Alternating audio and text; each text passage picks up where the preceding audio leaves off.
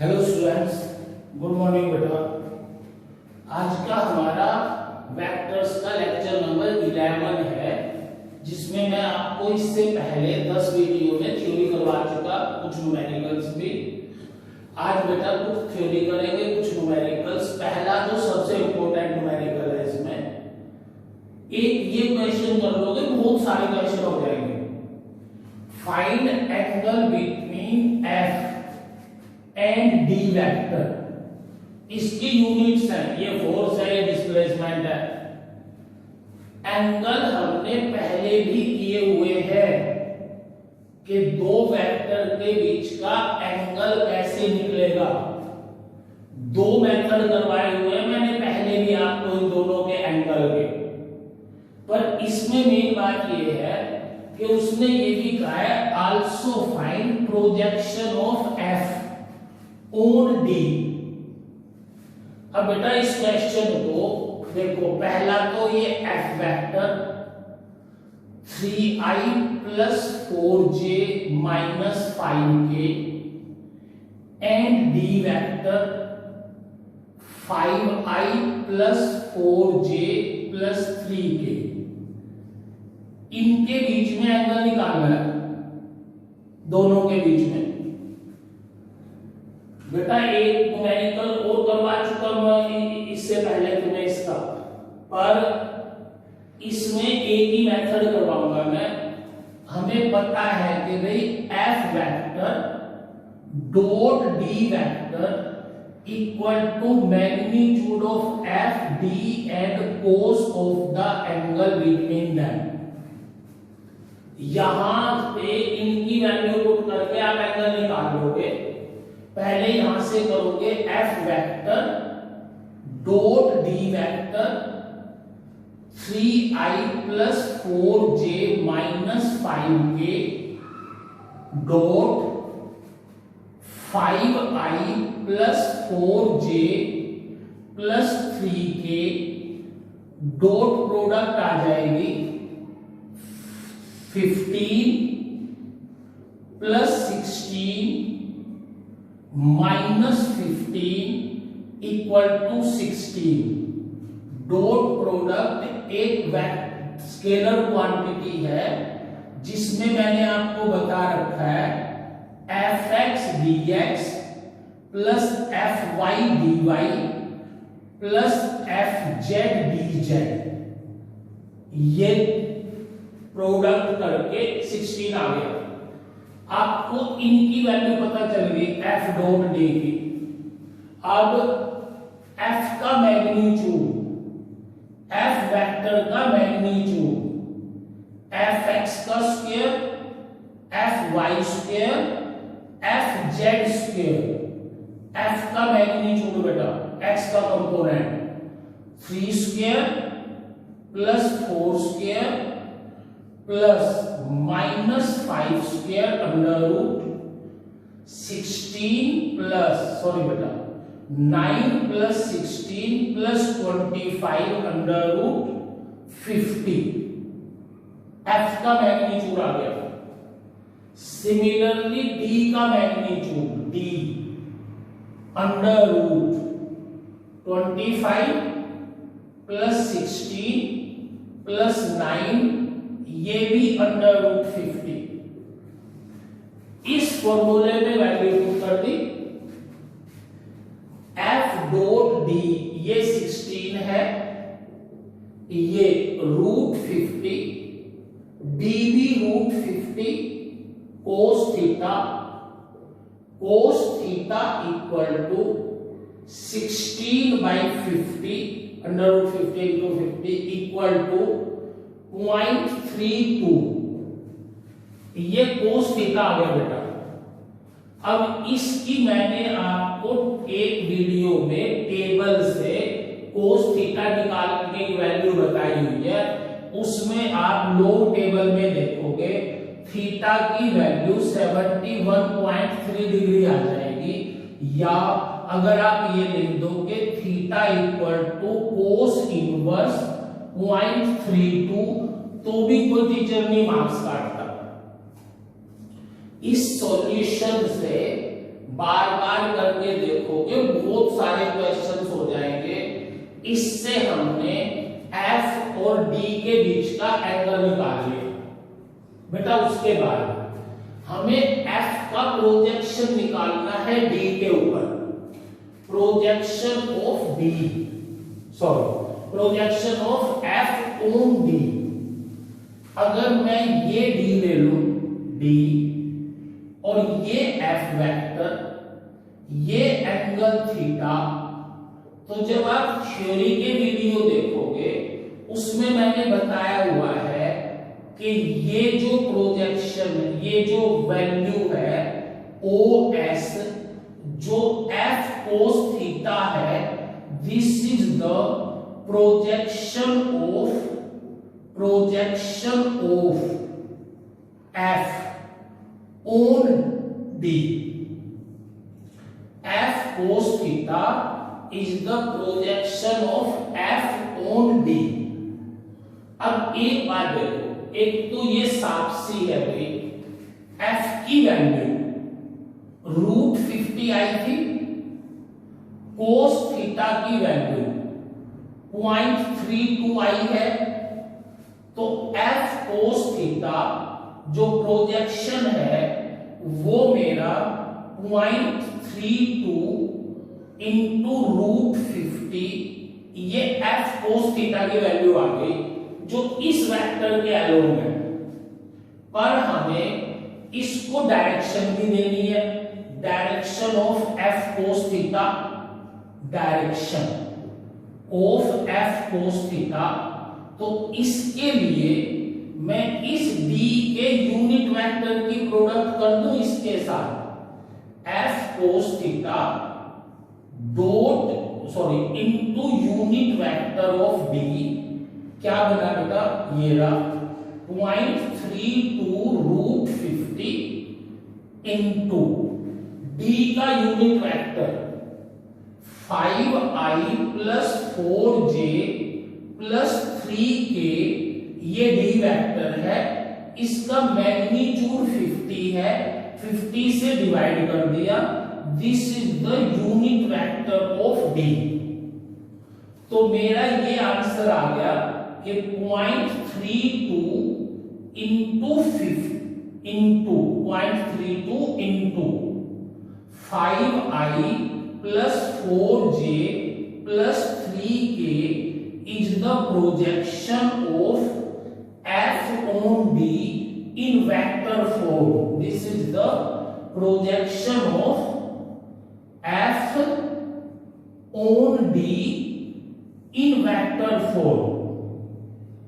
In vector form क्या किया, f cos theta, f का मैग्नीट्यूड पता है, cos थीटा की वैल्यू पता है, डायरेक्शन के लिए d का यूनिट वेक्टर ले लिया, ये आंसर आ गया।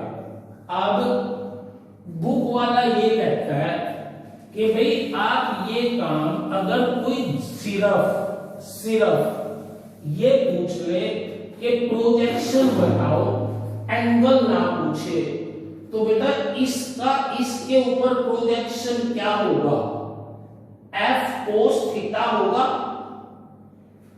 इसको अगर मैं F vector dot D unit vector कर दूं तो भी तो यही आएगा बेटा, F into D unit vector 1 into इनके बीच का एंगल कोस थीटा।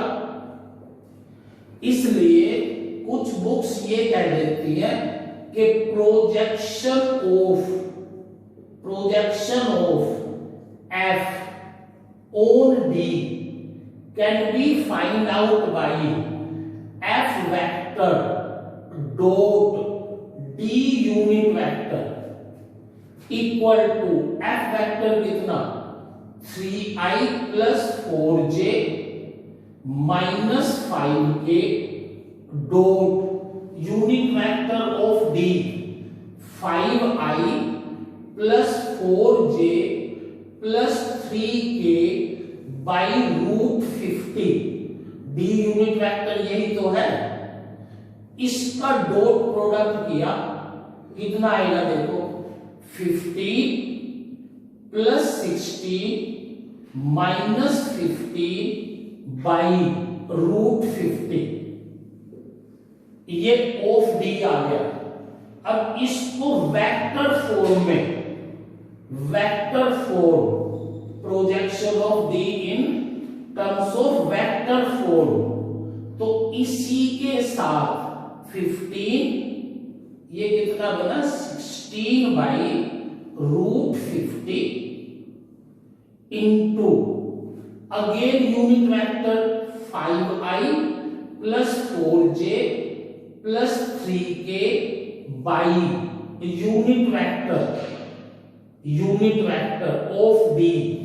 अरे इसके साथ डी यूनिट वेक्टर ले लिया तो वेक्टर फॉर्म में आ गया ना, ये बना 16 by 50 5i plus 4j plus 3k unit vector same as that of this, क्योंकि ये 0.32 है ना बेटा।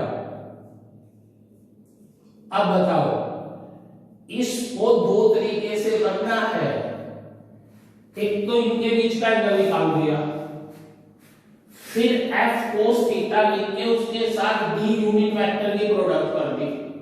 दूसरा f cos theta f dot d भी होगा ना, रे d यूनिट वेक्टर है, इसका मैग्नीट्यूड 1 है, f डॉट d भी तो प्रोजेक्शन है ना।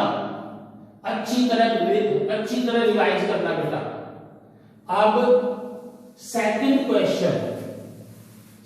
क्वेश्चन देखो, ये भी बिल्कुल वही है, कंपोनेंट ऑफ, देख दो वेक्टर है, सेकंड क्वेश्चन में दो वेक्टर है आपके पास, A vector 3i plus 4j, B vector 2i minus 3j। पूछा क्या है, component of A along B. देख ये बी ले लिया, बी, ये ए ले लिया, इनके बीच में एंगल थीटा है, इस ए का component along B A cos theta होगा ना बेटा। इसको मेरी बात ध्यान से सुनो, अगर वो आपको कह दे कंपोनेंट ऑफ ए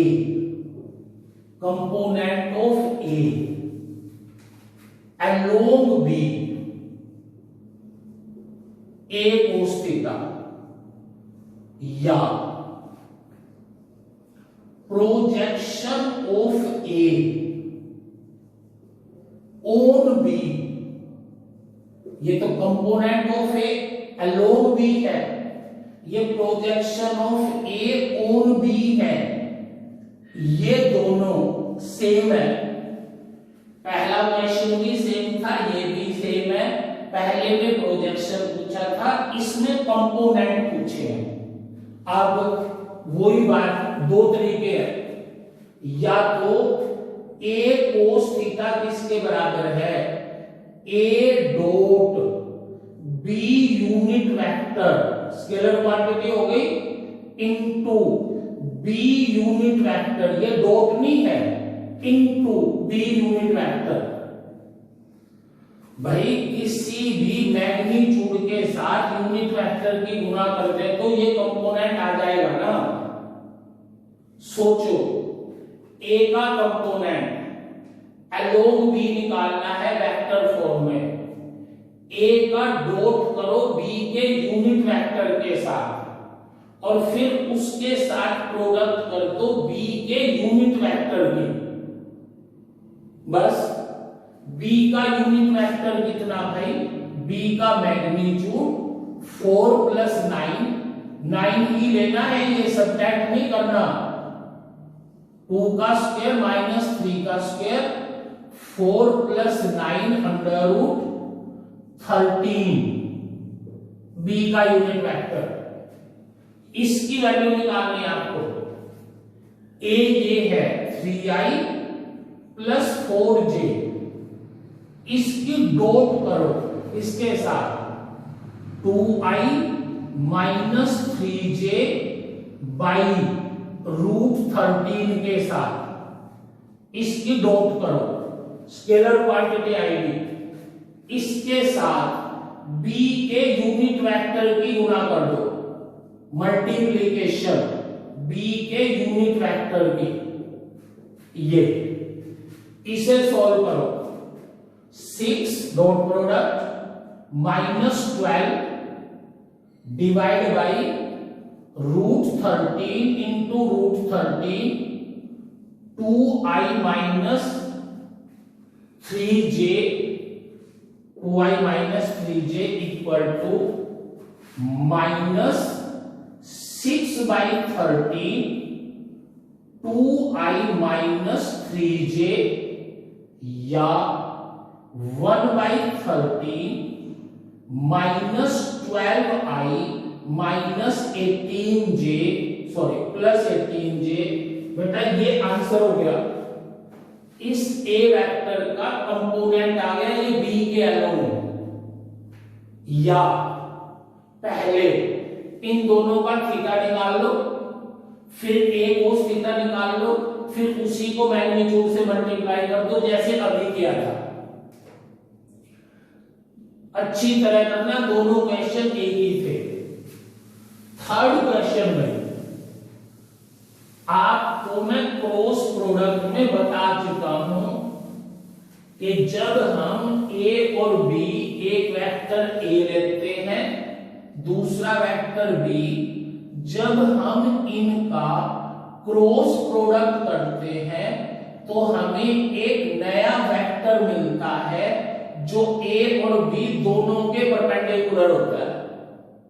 a और b दोनों के परपेंडिकुलर। अगर वो आपको ये कह दे कि determine a unit sorry vector perpendicular to both, unit नहीं बोल रहा है वो, ये कहे कि भाई solution 3 vector A 2i plus j plus k, this is the vector A. B I plus j plus minus j plus 2k। बेटा ये दो वेक्टर है। अगर वो आपको ये कहे कि भाई एक ऐसा वेक्टर फाइंड आउट करो जो a और b दोनों के परपेंडिकुलर हो, तो आप a क्रॉस b एक थर्ड वेक्टर होगा। a क्रॉस b ना a है ना b है, एक तीसरा वेक्टर है जो a और b दोनों के परपेंडिकुलर है। आप a और b की वैल्यू निकाल दो। कैसे बता रखा है, i j k फिर 2 1 1 ax ay az bx by bz, ये डिटर्मिनेंट फॉर्म में लिख के इक्वल टू i पॉजिटिव, इनकी प्रोडक्ट 1:2 2 माइनस 1:2 -1, ये पहला का, प्लस j लेंगे, ये लाइन काट देंगे और प्रोडक्ट ये ना करके ये कर देंगे 1 1 -4j प्लस k, फिर ये k वाली लाइन छोड़ देंगे, ये रह गए प्रोडक्ट वही -2 -1। Thus this A vector cross B vector becomes 2i beta minus 3i minus 3j minus 3k, ये पॉजिटिव हो गया 3i, ये minus 3j, ये minus 3k। सो ये a क्रॉस b आ गया। देख लो एक बार, i j k 2 1 1 1 -1 2, ये छोड़ दी 2 माइनस 2 माइनस माइनस 1, जे छोड़ दी, प्रोडक्ट उल्टी 2 माइनस 4, के छोड़ दी, प्रोडक्ट -2 -1।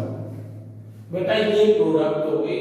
अब ये हमारा वो वेक्टर हो गया जो ए और बी दोनों के परपेंडिकुलर है, पर उसने कहा कि ना एक यूनिट वेक्टर निकाल जो ए और बी दोनों के परपेंडिकुलर हो।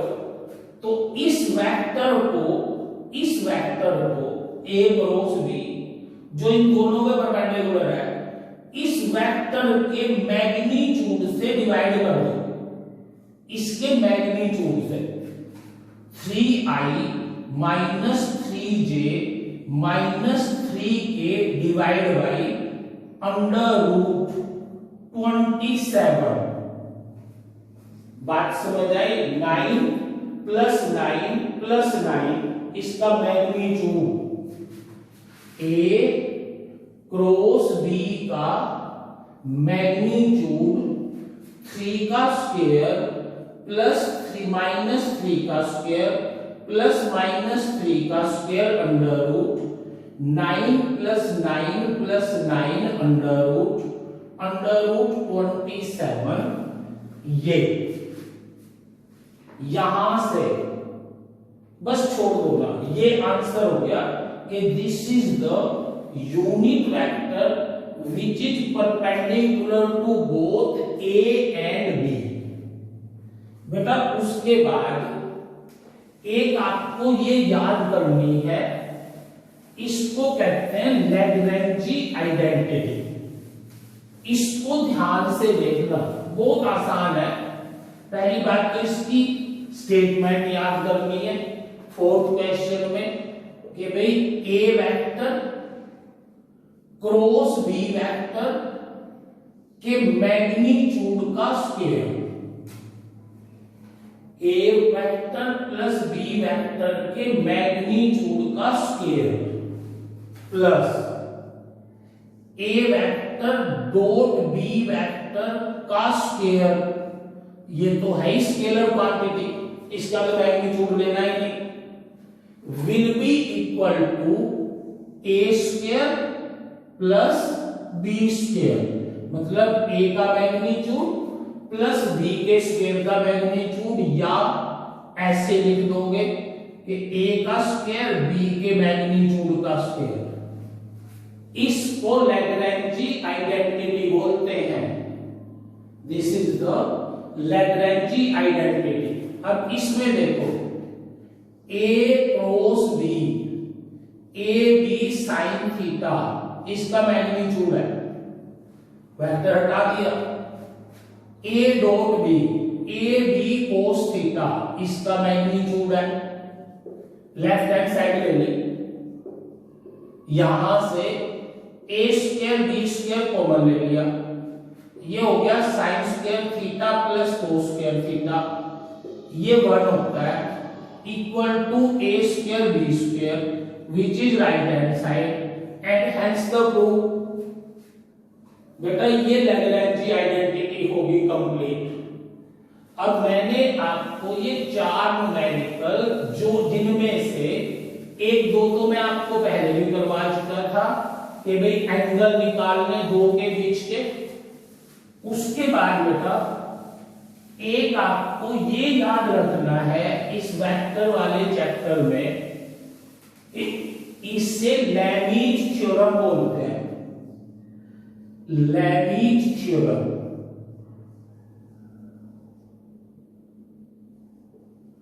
इस लैमीज थ्योरम में कंडीशन क्या है कि अगर 3 वेक्टर का रिजल्टेंट 0 हो, ये 3 वेक्टर है, इनका रिजल्टेंट 0 है, ध्यान से सुनना, ये ए वेक्टर, ये बी वेक्टर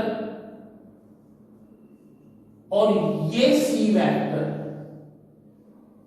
कर चुका हूं मैं ये जब मैंने वेक्टर करवाए, जब ये तीनों क्लोज्ड पाथ बनावेंगे तो इन तीनों का रिजल्टेंट 0 हो जाएगा। वो ये कहता है कि अगर इन तीन वेक्टर का रिजल्टेंट 0 है तो A vector divide by opposite angle, sine of the opposite angle. ये ए वेक्टर है, ये सामने वाला एंगल अल्फा है, तो A by sine alpha equal to B by, ये बी है, ये बीटा ले लिया, equal to B by sine beta equal to C by sine gamma. ये सी है, ये गामा है। इस जो मैंने लिखी है इसे लेबनिज थ्योरम की स्टेटमेंट बोलते हैं। क्या कहती है वो स्टेटमेंट कि अगर तीन वेक्टर का सम रिजल्टेंट 0 है तो A vector divide by sine of the front angle, B divide by sine of the angle between A and C. ये ए और सी के बीच का एंगल नहीं है, अब अभी बताऊंगा।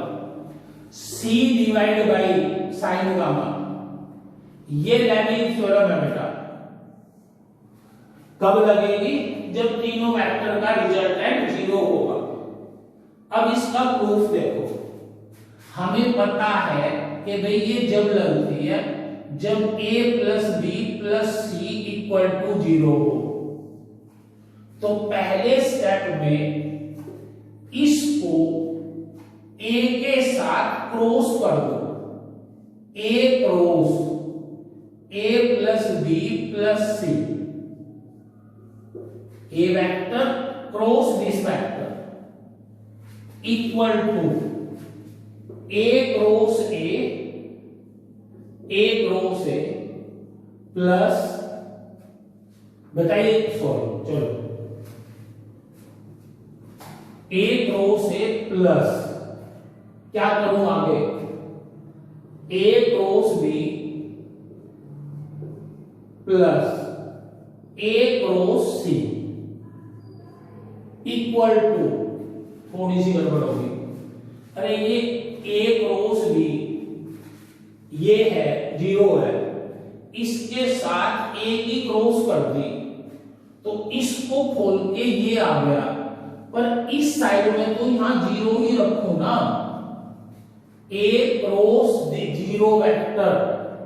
0 वेक्टर ही तो मिलेगा। अब ये 0 वेक्टर हो गया, ये क्या बचा, a cross b plus a cross c equal to 0 vector, इसको उधर ले गए, a cross b equal to minus a cross c। और बेटा आपने किया हुआ है थ्योरी में कि इसको c क्रॉस a लिख देंगे, c क्रॉस a। एक बार और सुनो, हमने क्या प्रूव कर लिया, इसके साथ यहां a की क्रॉस कर दी, इधर भी a की क्रॉस कर दी, तो 0 वेक्टर मिल गया ना। तो a cross this equal to 0 vector, इसको सिंपलीफाई कर दिया, ये चीज मिल गई मुझे, a cross b equal to c cross a। ये हमने इस फर्स्ट स्टेप से निकाल लिया। अब दूसरा स्टेप इसी का, ये है हमारा a equal to this 0 vector, इसको b से क्रॉस कर दो, यहां b से क्रॉस, ये बना b cross a plus b cross b plus b cross c equal to 0 vector.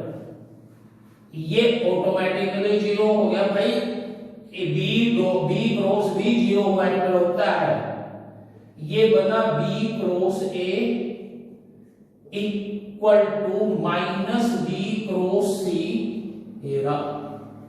इसको या ये इस नेगेटिव को यहां ले लो ऐसे बी क्रॉस सी, और इसका रेसिप्रोकल कर दो minus B cross A equal to A cross B equal to B cross C.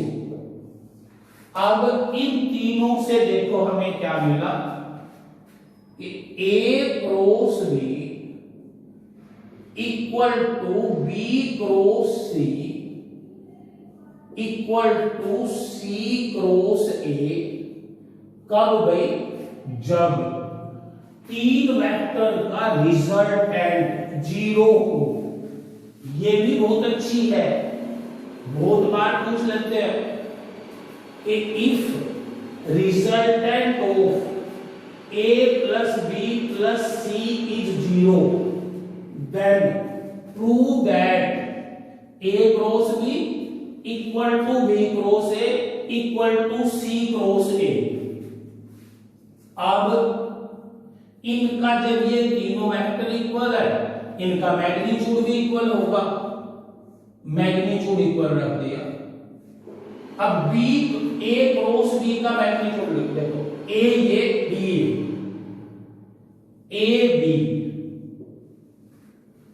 A B sine of the angle between A and B. और मैंने आपको बताया हुआ कि भाई ये वेक्टर ए ये वेक्टर बी, तो इनके बीच का ये एंगल नहीं होता, ये एंगल होता है। इसलिए यहां क्या लिखूं? A B sine 180 minus gamma equal to B C sine, B और सी में angle 180 minus alpha equal to C A sine 180 minus beta.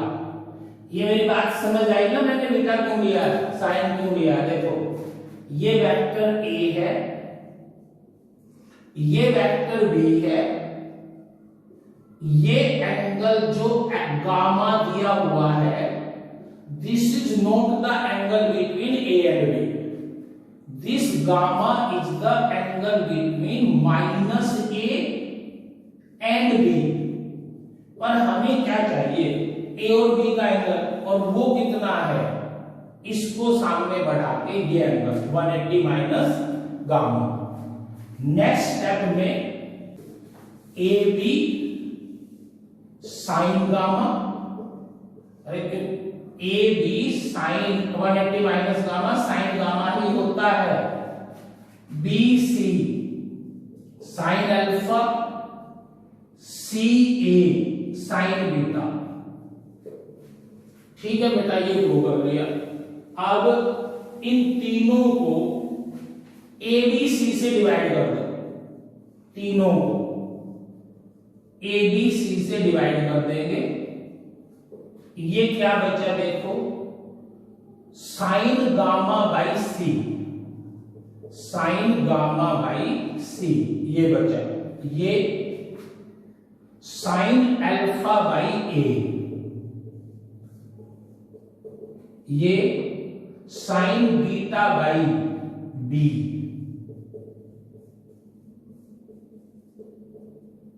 ये वैल्यू आ गई। अब हम इसका रेसिप्रोकल करें तो यही तो मिला, a by sine alpha, b by sine beta, c by sine gamma.